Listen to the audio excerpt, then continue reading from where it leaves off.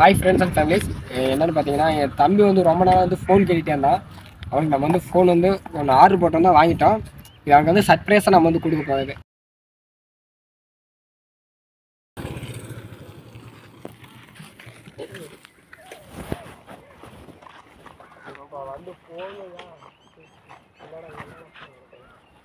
என்னடா மூஞ்சி இது?